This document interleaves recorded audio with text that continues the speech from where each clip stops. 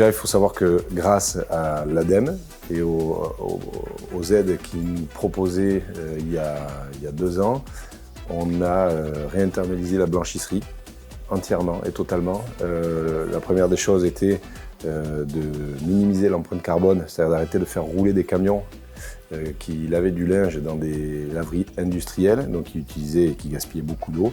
On a investi dans ces machines-là, qui sont des machines à très haut rendement, qui sont alimentées avec l'eau qu'on recycle, c'est-à-dire qu'on lave notre linge à l'eau recyclée.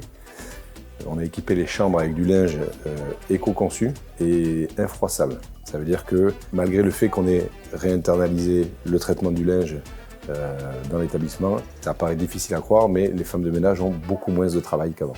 Voilà.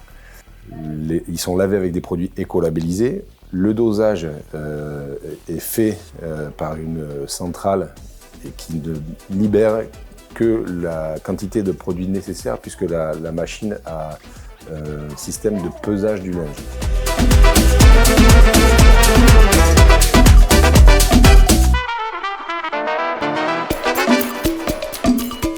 En fait, comment on fait? Déjà, nous, on n'a pas de ménage quotidien dans l'hébergement. On a un ménage en fin de séjour. Client arrive, l'hébergement est entièrement prêt, les lits sont faits, les serviettes toilettes sont fournies, tout est prêt. Et quand ils s'en vont, ils n'ont pas le ménage à faire, c'est nous qui le faisons. Mais entre-temps, on ne passe pas dans les chambres, on ne fait pas de recouche.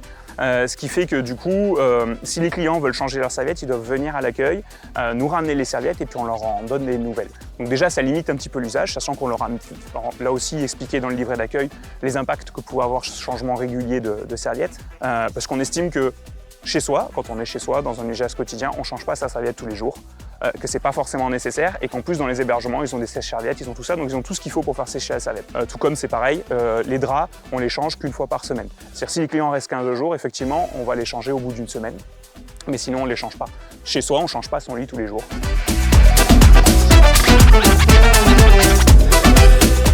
Vous pouvez utiliser l'eau de pluie pour laver votre linge personnel, à condition d'utiliser un dispositif de traitement de l'eau qui assure sa désinfection. En revanche, aucun produit toxique ne peut être rejeté dans le lavabo, dans les WC ou dans les bouches d'égout.